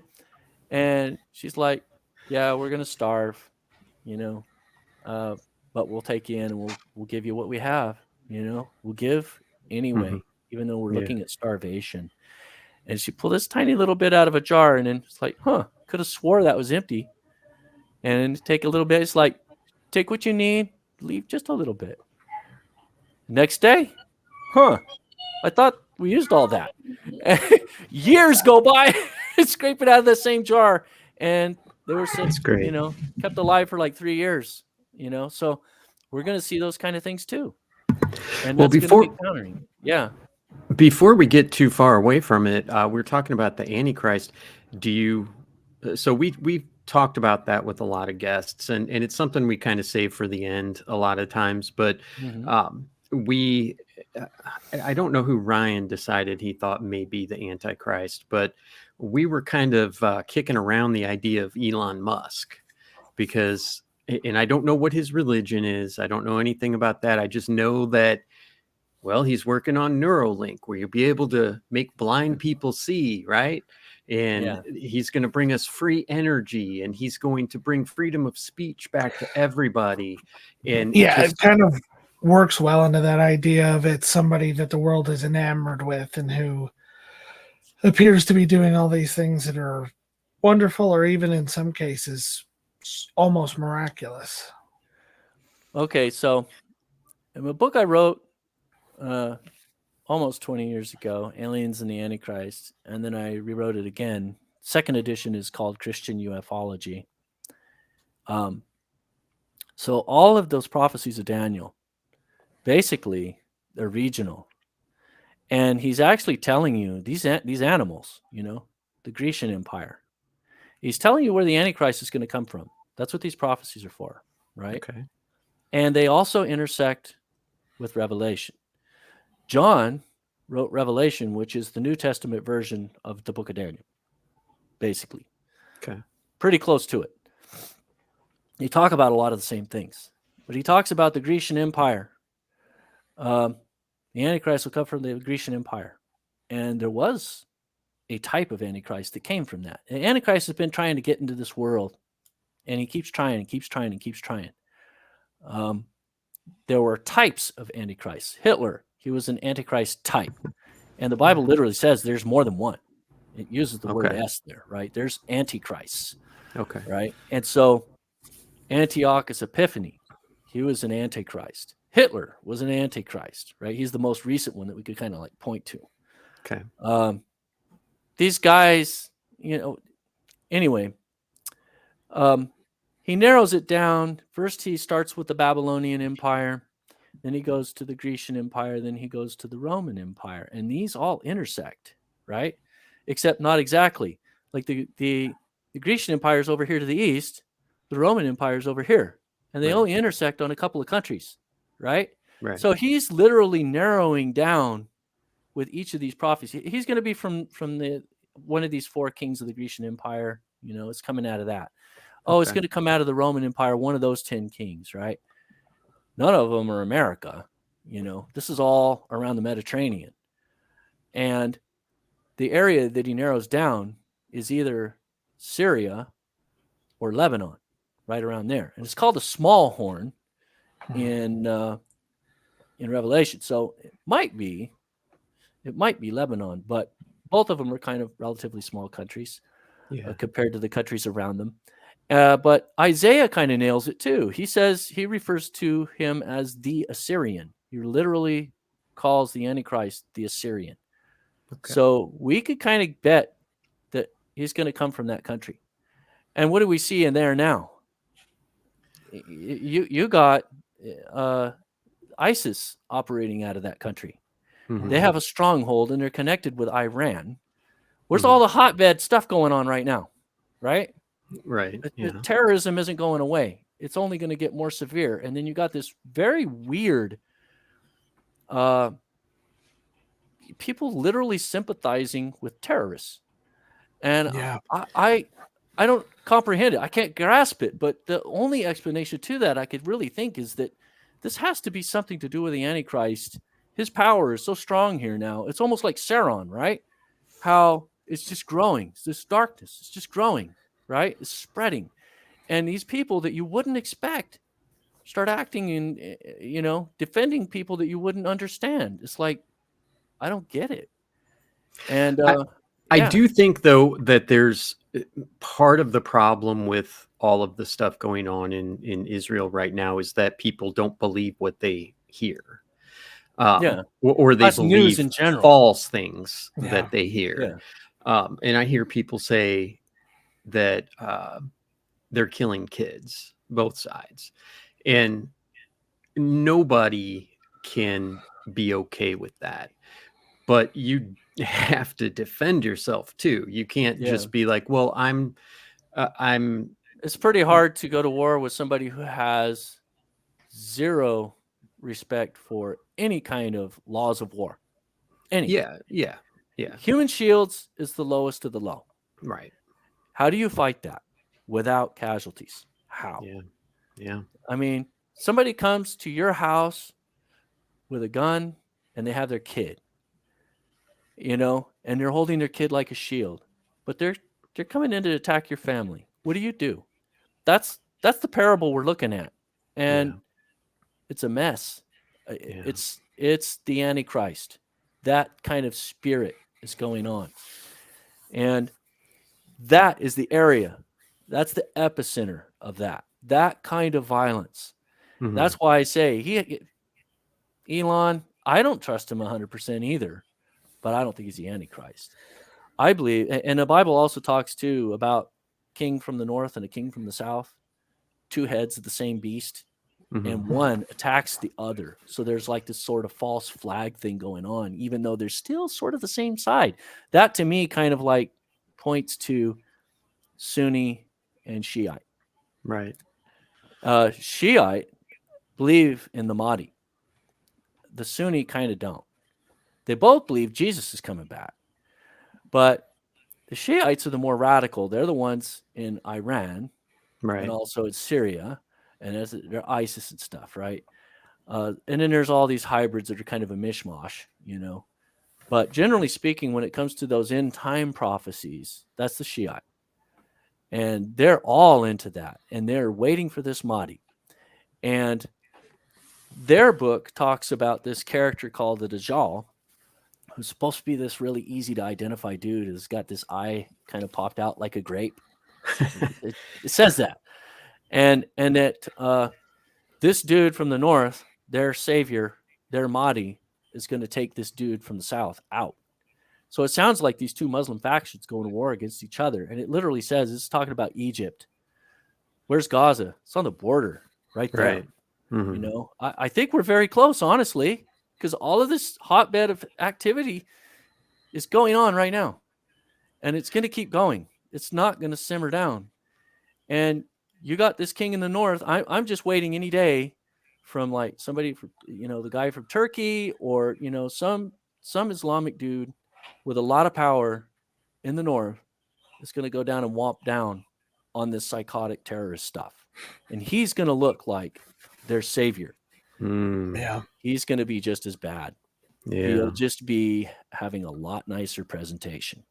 Right. And he is going to have this Jesus character showing up, and he's going to be this otherworldly alliance.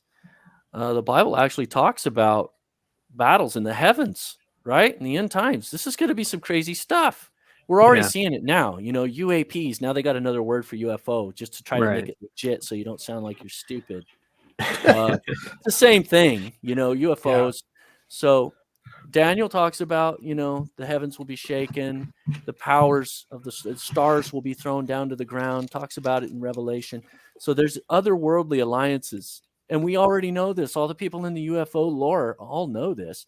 And if you've seen speeches from Farrakhan, he talks about this thing called the mother plane, the mothership. He's actually had visions of this just fantastic, huge spaceship type thing full of all kinds of weapons. And this is Farrakhan. I don't know if you know who he is, but he's huge in the Islamic community.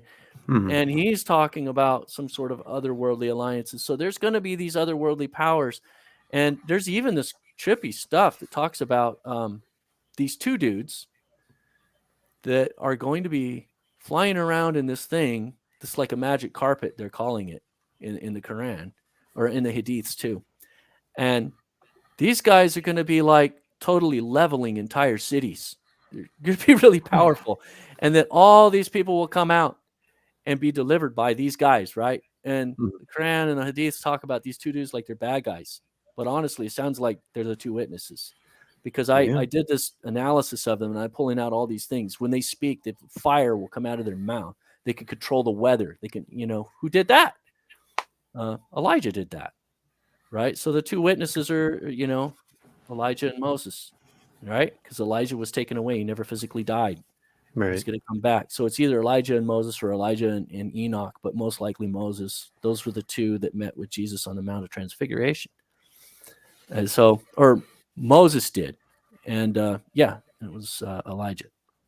So I think they're going to come back, but people are not going to be expecting them in a spaceship. Mm-hmm. Yeah.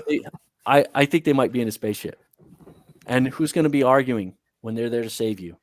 And, you know, you could kind of debate, you know, I don't think that's right. I think I'm going to go back and get my head chopped off by a machete. I don't think so. I think they're going to be like, okay, this is not what I was expecting, but let's roll with it, you know, and they're going to get out of there. I honestly think that angels are affiliated with these extraterrestrial craft, and that there's going to be interaction in all over the world with some of these things coming in and getting people out of difficult situations. It talks about the Jews on the run, right? And the dragon's after him, but then the earth opens up and he sends a flood, and then the earth opens up and sucks up all the water, right? So what is all that about? That's like earthquake technology. Okay, there's a flood. Let's tear open the ground and swallow that lake, that rushing torrent of flood water. So there's going to be some crazy stuff, just insane stuff. But I mean, it's happening now. The Euphrates is drying up. Did you read about that? Yeah.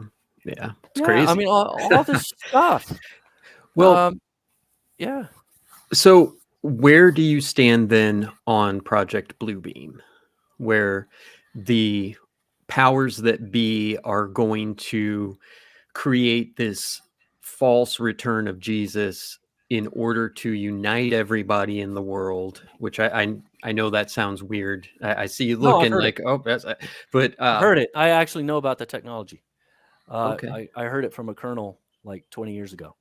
Oh, can you tell us about it, or can you not? He said back then they had technology that they could make it look like Jesus or Muhammad are walking across the desert.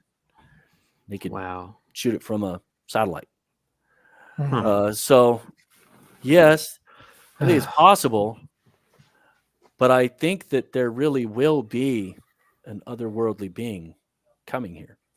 If they could pull off the real thing, it might even freak out the people that have all this fake stuff set up. They'd be like, whoa, that's almost like the magicians when they're trying to, tell Pharaoh, okay, yeah, we can make this stick turn into a snake. Sure, anybody could do that. But then Moses ate theirs. They're like, whoa, his is real. They probably had some kind of sleight of hand thing, and you're like, whoa, he really did it. So, there really is a planet out there, and there really is this person that's going to look like Jesus. He may even have a lot of authority. He may be king of some planet out there, a very powerful dude. And he could show up here and he could pretend that he's Jesus, but he won't be. And here's the weird thing. The real Jesus, he does have a throne. And he is out there on this glorified planet. And he is ruling and reigning. So it will be so close to the truth. Everything in your gut will say, I know there's something right about this. Because those are the best lies. The ones that are 95% true. And all the stuff is lining up and you're like, I know it. I know it's true. I know it's true. And then the dude starts doing things that are questionable and you're like, wait a minute. How, I thought, the what's his name? He speaks like a lamb, right? He'll be like a lamb, but he'll speak like a dragon, right? That is the false prophet. Okay. Somebody that will show up and he'll be like so glorious, so amazing just to look at him. You'd be totally enamored. He talks. He's got this like parable way of talking about him, the mystical and just amazing way to speak and to hold a crowd. And yet the things that he's saying are going to end up becoming extremely violent. And there's going to be a transition, and part of you is going to be like, well, I know that there's truth there. That's the devil. He lies with the truth. Right. He's really good at lying with the truth. When he told Adam and Eve, when you eat from that, you ain't going to die. They ate from it. Did they die right away? No. So part of it seemed true. And then he was like, when you eat from that, you're going to be smart like God. You're going to know good and evil, something that you don't even understand right now. Was that true? Yeah. Were they supposed to eat from that tree? No. Period. Right. You don't want to go get into a debate with the devil. He'll win every time. Just got to shut it down and walk away. And that's what this guy's going to be like. He'll mimic Jesus. They try to trick Jesus. They try to trap him in a right. let's throw this conundrum at him and see how he gets out of this one. And then he would just totally every time, oh, here you go. Right. Yeah. You know, oh, should you pay taxes? You know, let me see a coin. Whose picture's on it? It's like, Caesar. Give Caesar what's Caesar's. What is he talking about? It's like, you know what? All right, I'll pay the taxes. Peter, go fish. Pull the coin out of the fish's mouth. Give it to him. You know, it's like, how do you argue with that? You know, it's like, oh, or what's easier, to tell a person their sins are forgiven, or to tell this guy, get up and walk? Guy gets up and walks away. A crippled dude all his life, suddenly healed. Yeah. You can't argue with that. Yeah. And this dude will be like that in a lot of ways. He'll have like these false miracles, you know, powers. He'll be able to call fire down from the sky and stuff. Of course, that's probably spaceships and stuff flying around out there. So can demons, Satan, the devil, however you want to describe them, can they endow someone with gifts like God can? Like we see, okay, you talk about an athlete, just say Michael Jordan was gifted by God, right? Can the dark side do that as well and say, hey, I'm going to give this guy the power of speech, you know, like you were talking about, just being eloquent and being able to you know, persuade people and all that? Or is that something that is like basically just only God can do that? First of all, anything we can do, he could do a lot more. So our ability to pick average Joe Blow and use everything at our unlimited disposal to make this person what we want, Satan can do that and a lot more. I mean, we even have the ability of like mind control, and you know, there's been people just do amazing things. Make you think blue is red after a 5-minute conversation. I mean, just insane stuff, right? So to answer, people are born with gifts. People are born with strengths and weaknesses. And some of those gifts, it could be spiritual, right? Balaam in the Old Testament. This guy was a prophet and he became a sorcerer. He used a God-given ability to curse Israel. He tried, he wanted to. They paid him to go curse Israel. And it says the gods listened to him. So he literally had the ability to call down curses on people and their lives would just destroy because he had power. He had supernatural power, and it was a God-given gift. I say it was a God-given gift because God used him. He was going to go curse Israel, and then God showed up talking to his donkey and all kind of crazy stuff and almost killed him. The angel was there with a sword, and his donkey saved his life. And then the God allowed the donkey to speak to him and said, "Why are you beating me? I just saved your life from that angel standing there with a sword." And an idiot's arguing with a donkey. Who argues with a donkey who just talked to you? Does anybody see that? I mean, good grief. So he finally gets it. He gets a clue. He's like, okay, God is not happy with what I'm doing. What do you want me to do, God? And God says, I want you to go and bless Israel. So if this guy was really a sorcerer and he was doing just evil and stuff and his power was satanic, I don't think God would have done that. God would have, you know, just killed him or whatever, right? But no, God used him as a conduit of his power, and he blessed Israel. And then Balaam kept taking money. So that was his big crutch right there. People would pay him, and he would go and do curses and do all this bad stuff. And eventually he died in a battle because God struck him down. God made sure he would die. And it says that in the book of Hebrews. That Balaam, because of his sorceries and because of his false teachings, he went bad. So this miraculous power, that's the difference between magic and miracles, right? Miracles is like God. You know, you're just doing what God wants you to do. And then when you want to harness that power and use it for your own selfish needs, that's when it becomes corrupted, right? Right. So Satan can empower that. So if you have a gifting and it's a God-given gifting, Satan will try to come after you and try to convince you to use this for yourself. Gotcha. And then if he could get you to go down that road far enough, and then you're prospering from this in a bad way, and then even doing bad things, giving people bad advice and stuff. I mean, there's this lady, she's a medium, famous medium, Jay-Z Knight, goes around, giving these lectures and stuff. And when this being, Rama or whatever he is, possesses her, she literally grows like 2 inches in height. And she changes her voice and stuff. And it's very convincing that something just possessed her. And this being that possessed her convinced her to leave her husband and go marry this other guy. So right off the bat, if you're Christian, just a basic Bible 101, that, okay, that advice is bad. Right. And her reasons for dumping her husband was just lame. If you read the book that she wrote. So there's all kinds of examples of this. And you get these people that they have these God-given gifts. And, they're like anybody. They struggle with, sin and trying to control it or whatever, but then maybe they don't. Maybe they just throw in the towel and they just try to abuse it. Embrace it. And everything is a gift in a way. That's true. Just your natural intelligence is a gift, right? Yeah. Your charisma.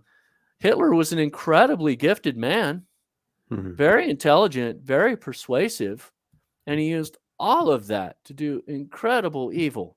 And he convinced an entire nation to go along with it until everybody was so far gone, they had no idea what they just did. And they were so ashamed of themselves. They're even still dealing with it now. I mean, that's hard. So that's intelligence, but there's other kinds of gifts that people have.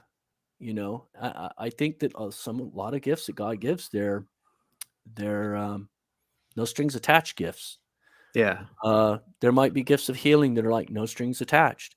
And so people will even be in the wrong religion, but have a gift like that. And, is that satanic? Well, it depends on where they go with it and how far they go with it, and how much kind of influence that they're going to use with it to mislead people. So yeah, that's kind of a complex question because there's a lot of variables involved with it. But and then there's the technology that Satan has access to too, so he could give that to anybody. Right. He could assign demons to follow somebody around and do things for them. Right. Sure. Or even fallen angels. So he could make somebody incredibly powerful. So the Antichrist himself will be possessed probably by that Prince of Persia, but it calls him the Destroyer, Abaddon, and this demonic thing will possess him, and he'll be incredibly powerful. He'll have the ability. Well, it talks about how he'll make fire come down from the sky. That could be technology. But he'll be able to do signs and wonders, it says. So angels themselves are supernatural beings imbued with power. And even the fallen angels still have some of that glory left in them to be able to do supernatural things. Not as powerful, but so like here's an interesting one. Ezekiel 14, Ezekiel 28 and Isaiah 14 talk about Satan before he fell from power. From glory. He used to be named Lucifer, and he walked amidst the stones of God, or the stones of fire. He walked amidst the stones of fire in the garden of God. So he was literally on earth in a Garden of Eden before Adam and Eve, before the world, before humanity. He was a king of this planet. And he walked amidst the stones of fire. So I'm like contemplating, what is this? What is the stones of fire? It's significant because when he fell from glory, God said, I'm not going to let you walk amidst the stones of fire anymore. So what would be significant enough? Do you think it's a garden with some glowing pebbles on the ground? I seriously doubt it. No. I think the stones of fire were solar systems, entire worlds among the cosmos, because when he fell from glory, he no longer had free access to go throughout the cosmos and deceive all of his minions like he did. Because when he had his rebellion, it says that he ascended up into the clouds and over into the sides of the north to invade heaven. So he was literally on this planet where he had an angelic civilization before humanity. He riled up this entire planet in his rebellion. And then he had all these other worldly connections on other planets, making trips amidst the stones of fire to assemble this massive rebellion. 1/3 of the angels. If you take Revelation, where it talks about the dragon dragging 1/3 of the stars from the sky, so just say he assembled 1/3 of the angels in this rebellion, and they all went to attack the first heaven, God's throne. God he didn't even do it. God said, Michael, take care of it. And Michael took care of it. Take care of my light work. Yeah, that's little stuff. He could have just spoken, they no longer exist. But he didn't want to just wipe it out by brute force. He wants to deal with the heart because, Satan appealed to all of these people and they rejected God. So, this is God wanting to purify, purify all of creation. Right. And that's not a brute force activity. I have to do something personal that's going to hurt me to take care of this. And that's why he became a human, set aside all of his power, and allowed himself to be killed to deal with it. So he could lead by example. Like, you want to stop the violence, you have to be willing to take a hit. Yeah. And did he take a hit? And so that's what happened. And Satan, when he fell from glory, was no longer allowed to walk amidst the stones of fire. I think that his access into the cosmos was like cut off. But he still had contacts that probably came here. They weren't necessarily cut off from him.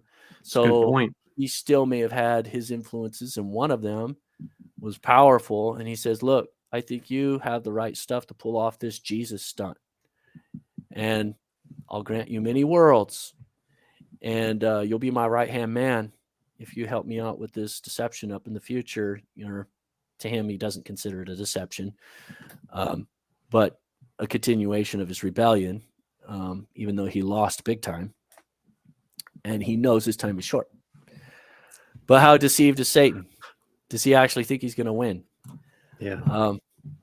I honestly don't know. He probably has days where maybe he thinks he does. He might. So this is something we brought up before too. Is there any hope for these fallen angels? Can they repent? Can they be forgiven and ever be accepted into heaven? The fallen angels, I don't think so. I think they went too far. That's what our other guests have said too. There's no going back. Yeah. They're reserved in eternal chains, in darkness, and there's a prison for them. And they will be thrown into the lake of fire and wiped out. And then, of course, there's a scripture in Isaiah that talks about the Nephilim specifically, saying that they will not have a salvation, that they will not rise again. But I think that might have been talking about the Nephilim before the flood. Because Nephilim, I believe that they existed in Satan's ancient kingdom too. So consider this: before humanity ever existed, you had Adam and Eve. Satan was probably the first Adam, honestly. He probably was created like Adam, and he had a wife created, Lilith. I don't know, just throw a name out there. They had children. They populated the planet. They were around for thousands, maybe millions, maybe billions of years. I don't know. I actually believe in old Earth theory, but I don't believe in evolution. So I found enough to actually support that. And so they had this entire civilization. Around 1,000-year mark, they start translating the angels. So you have this two-part society. You have these beings that are like Adam and Eve, eating from the tree of life to stay alive. They're glorified.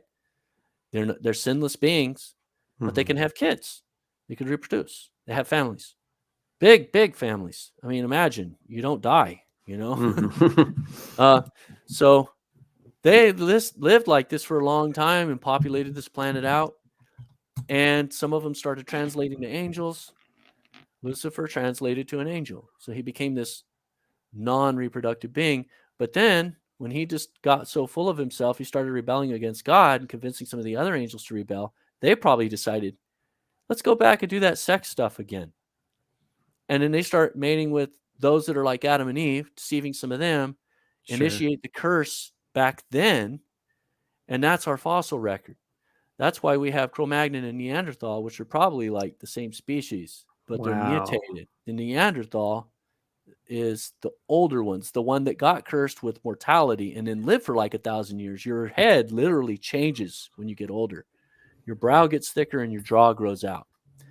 And there was this orthodontist that actually did a study on that of Neanderthal skulls, and he came to the conclusion that the average Neanderthal was 500 years old. Wow. They just looked like a regular human, but they lived so long. They got shorter, bones thicker. They had more calcium in the earth back then. Jaw kind of came out, brow thickened up, but they were human. And both Neanderthal and Cro-Magnon had a cranial capacity 10% larger than our own. So you had this other species of humanity that existed on this planet. They were part of Satan's kingdom. And some of them sinned and they got really old. So those that died when they were younger, they're like the Neanderthal. They're more normal looking. The ones that were like really old, those are like the Neanderthals, right? So they're still puzzled over what happened to the Neanderthal. Well, the Cro-Magnon must have killed them. Well, there's no evidence of that. I think that they were probably the same. And I think you just the blew my curse. mind with this theory. I have never heard anybody bring that up before. That's incredible. I love that. I talk about that in the book Christian Ufology, and I might have mentioned it in The Strong Delusion. But so you had this whole civilization here. They went to war against God, and then they lost, right? But they had Nephilim probably on the planet back then, so they were messing around with this too. You had angels crossing with their mortal counterparts, creating these Nephilim hybrid, and then monkeying around with that. But then they got totally wiped out. Earth was trashed. Genesis 1:1, in the beginning, God created the heavens and the earth. That's the original creation. In Genesis 1:2, look at those Hebrew words. The earth became void and without form. The word became is an active word. It's something that happened. Void is tohu, which means a destructive act. So in the beginning, God created the heavens and the earth. Done. Entire universe created, earth created, everything done, existed for how many millions, maybe billions of years. And then suddenly something happened and God wiped out the planet. And it talks about the waters. So there was a flood then too. There's actually two floods in scripture. One is in the beginning when God destroyed the earth. He destroyed Satan's kingdom and he wiped out all the survivors. There were no survivors. Done. Wiped them all out. So some of those fallen angels might have escaped the planet, but the planet was done. Right. And then God created the earth. So Genesis 2:1, verse 1, or chapter 1, verse 2 through chapter 2, verse 25 is the recreation of the earth to a habitable state. You can actually look at the words where it says he set the stars in the sky. It's actually this entire solar system got thrown into a blender and it was total darkness on this planet. And that portion of scripture in Genesis 1 and 2 is God cleaning up the mess. And there was civilizations on other planets. What you see on the moon, what you see on Mars, there were civilizations there. Those were part of Satan's kingdom. Earth wasn't his only kingdom. I even talk about the asteroid belt, which was most likely a planet. So Richard Hoagland talked about that. He called it the exploded planet hypothesis. They said that there was another planet out there called Astera. And the asteroid belt, they say, is there because those chunks of debris never accumulated to become a planet. So it's the failed accretion theory. But another theory is that there was a planet and it blew up. Yeah. And chunks of that planet hit the moon, hit the earth. There's a crater to prove it. Wiped out everything. And it was a cataclysm that destroyed Satan's kingdom and also hit the civilization on Mars, wiped out. It was a destruction so massive that it wiped out all life in this entire solar system. I think they even said one of those other planets, Jupiter or Saturn, I'm not sure which one. Jupiter's a gas giant, I think, right? But if there was maybe Venus. Okay, look at Venus. Did you know? Okay, here's the sun, right? And Venus is going around the sun like this, right? And you've seen the ring around, or the ring around Saturn, right? I'm talking about Saturn. Mhm. Now, when a planet is going around the sun, you would think the ring on Saturn would be like this, right? If it's spinning like this, that ring is going to be aligned like this, pointing to the sun, right? It's Mhm. not. It's perpendicular. Hmm. If the sun is right here, the ring is like sideways, like this, going Mhm. around the sun like that. Hmm. Something literally spun it 90 degrees. Mhm. Something Yeah. had to hit that planet so hard that it went 90 degrees. And now that ring, it's going around like this when the sun's over here. It's perpendicular. It's really weird. That So is people weird. have noted that ring around Saturn just being totally counterintuitive. But yeah, the entire solar system was wiped out in that destruction, and then God recreated everything to a habitable state. And there's so many words that talk about that in Scripture. It's all over the place, really subtle. Like when He told Adam and Eve, "Go and replenish the earth." Replenish? Why would you say replenish? Are you saying that there was something here before? Yes, it's exactly what He's saying. That's a And good point. the Garden of Eden, it said in Isaiah 14 that Lucifer walked through the garden of God while he was a king. He had to have subjects, right? I mean, he ruled this planet, and then his entire kingdom got wiped out. You're not going to be a king by yourself. You have all these subjects and stuff. So you got this entire kingdom, Right. and it got wiped out. Talks about in Jeremiah too, the destruction, right? There were no survivors in that. Mhm. And then God recreated the planet, and then He recreated the Garden of Eden. And you always wonder, like, why did God let Satan go into the Garden of Eden? Why did He let that snake? Why did He let him go and manipulate that snake to talk to Adam? It's because this was His world. He lived here to begin with. And the significance of this planet, it's more than just, okay, God created humanity in His image, right? God's going to put His capital here. Why? It's because this is where the rebellion started. That's what makes this planet significant in all of the cosmos. Why are all these beings coming here? Why would God become a human being, the creator of all creation? Why would He come to this planet to initiate His strike back, His counterstrike to the rebellion in the cosmos and all creation since ancient times, since before humanity existed? It's because the rebellion started here. So He came here at the epicenter of the rebellion, became a human being, died on the cross, defeated Satan on His own turf, and then He's going to come back again in the Battle of Armageddon. He's going to kick his ass, pardon the language, and then He's going to bring His capital and He's going to move it here and plant it on this earth and grace us with that level of glory and honor, because we went through a lot. This planet's been through a lot. I mean, Yeah. Satan started his rebellion here. God's ending it here. And then He's going to end it with a cherry on top by putting His capital here. So it's really totally kind of a cool story when you see the huge picture of it. Yeah, that seems like a great place to wrap it up for tonight. We're running up on about 2 hours here. Is there any final thoughts that you want to wrap things up with, and you can tell people again where they can find your stuff? Okay. Yeah, I mean, I'm always open to emails. People can email me, J Milor. It's the same as my last name, just a J Milor at yahoo.com. And my email's on my website. So I just put myself out there. Anybody wants to, ping me about anything.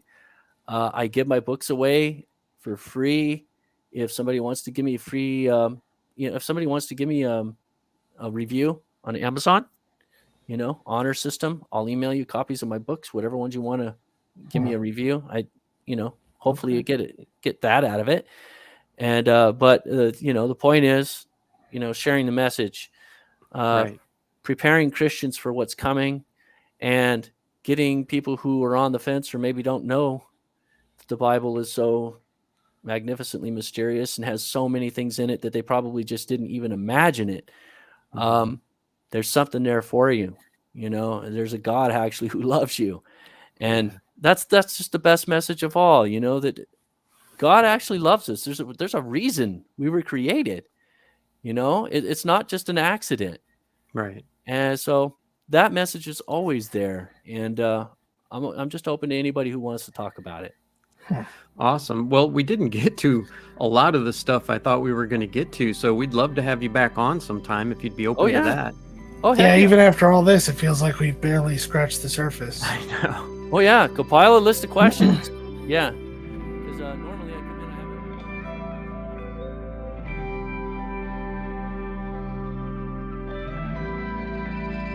have That's all we've got for you tonight on Cryptique. Ryan, tell them what they need to know.